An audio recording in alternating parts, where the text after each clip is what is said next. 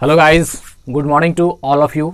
आई am Ricky और हमारे YouTube channel Nirmala निर्वाण क्लासेस में आप सभी का स्वागत है। तो आइए आज की स्टोरी सुनते हैं, आज की कहानी देखते हैं क्या है। तो हम स्टार्ट करते हैं अपनी कहानी इस तरह है मित्र कि एक जो है कंपनी है और उस कंपनी में बहुत सारे वर्कर्स हैं। आप जानते हैं कंपनी है तो बहुत सारे वर्कर्स ऑफकोर्स काम करते हैं, उसमें रहते हैं। तो उसमें 50 वर्कर्स है एक कंपनी में। और क्या होता है, उस कंपनी का जो मालिक है वो 50 वर्कर्स को एक दिन बुलाता है और एक गेम खेलता है, गेम स्टार्ट करता है। मतलब वो एक आपस में मिल करके एक गेम खेलते हैं।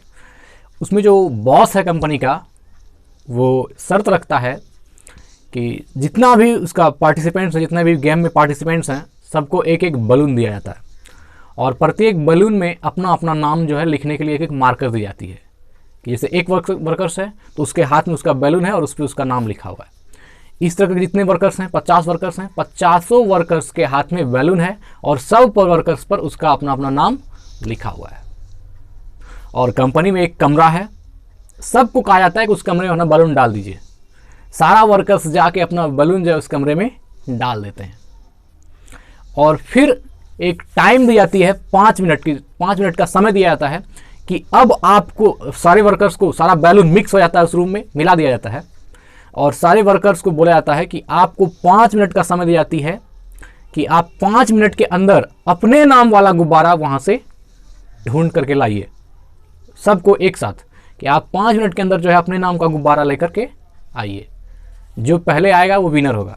इस तरह की बातें कही जाती है या लेकर के आइए। तो क्या होता है, जब कमरे में सारा गुब्बारा डाल दिया जाता है तो गुब्बारा आ जाता है 50, सारे गुब्बारे आते हैं मिक्स।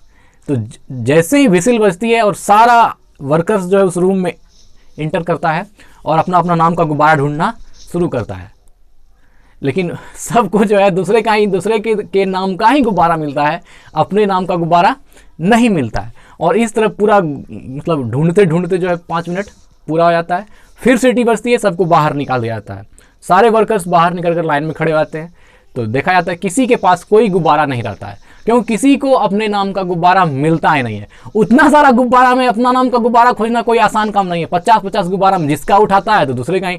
अब सब तो उठा रहे हैं, सब लोग हैं तो सब उठा रहे हैं, अब पता नहीं चल रहा है कि अपना नाम का गुब्बारा कहाँ है। तो फिर वो गेम एंड हो जाता है वहाँ पर और बोलता है कोई भी जो है 5 मिनट के अंदर अपना गुब्बारा नहीं ढूंढ के निकाल सकता है, नहीं निकाल पाता है अपने नाम का। फिर सेकेंड फेज होता है।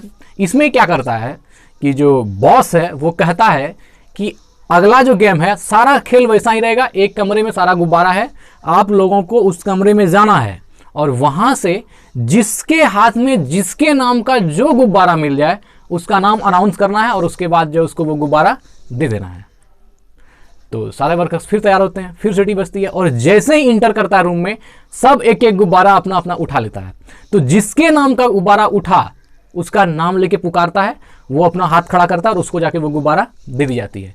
और मात्र 2.5 से 3 मिनट में ये काम पूरा हो जाता है। हर आदमी को उसके नाम का गुब्बारा मिल जाता है मात्र 3 मिनट में। और जब पहले गेम में लोग अपना अपना गुब्बारा खोज रहे थे तो 5 मिनट में भी वो लोग अपना नाम का गुब्बारा नहीं खोज पाए। और जबकि सेकेंड गेम में जिसको जो गुब्बारा मिला उस आदमी का नाम पुकारो और उसको उसका गुब्बारा दे दो और मात्र 3 मिनट, 2.5 मिनट से 3 मिनट के अंतर जो है वो सबको उसका गुब्बारा मिल जाता है। तो ऐसा बॉस उसको समझाते हैं। फिर बॉस जो है ये जो उदाहरण उन लोगों को दिखाता है, ऐसा करके जो गेम वाली जो कहानी समझाता है, उसके बाद बॉस समझाता है कि हमारी रियल ज़िंदगी में भी यही चीज़ लागू होता है। और वह इस तरह लागू होता है कि हम अपनी खुशी के लिए पागल रहते हैं।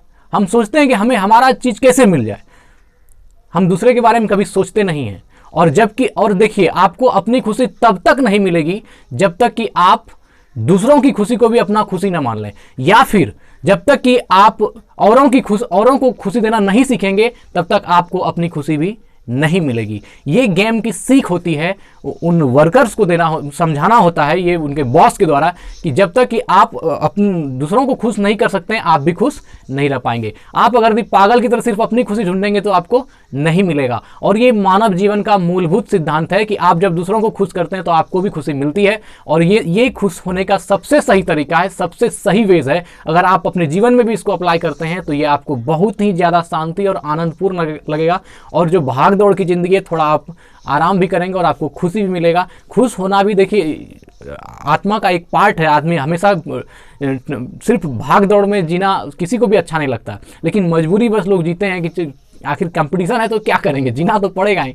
तो मूल इस कहानी से जो मूल सीख थी, उसका मूल सीख यही था कि अगर आप औरों को खुशी देना सीख जाते हैं तो आपको अपनी खुशी भी मिल जाती है। अगर आप दूसरे को दूसरे के नाम का गुब्बारा अगर देना सीख जाते हैं तो फिर आपको अपना गुब्बारा भी मिल जाता है। कहानी का सीख बस इतनी ही रहती है। तो कैसी लगी कहानी मित्र, बताइएगा जरूर। और ज़िंदगी में जो आपके आसपास हैं, करीब हैं, सबको खुश रखिए, इससे आपको भी अपनी खुशी मिलेगी। ये आपको लगता होगा कि ये परमार्थ का काम है, नहीं, ये स्वार्थ का काम है। इससे बड़ा स्वार्थ कोई है नहीं। आप रियल में अपनी खुशी चाह रहे हैं तो दूसरों को खुशी देना पड़ेगा। और ये हमारी जो मानव की जो मूलभूत सिद्धांत, जो गठन है इस आत्मिक मानव का, जो मानव के अंदर जो परम तत्व का, उसका मूल ही यह है कि आप सिर्फ अपने पर जियोगे तो तंग हो जाओगे, तंग उड़ जाओगे। लेकिन अगर यदि आप मदद से, एक अच्छे व्यवहार से, मतलब दूसरे को खुश करते हैं तो आप भी खुश रहेंगे। बस कहानी इतनी, बहुत लंबी होगी। धन्यवाद।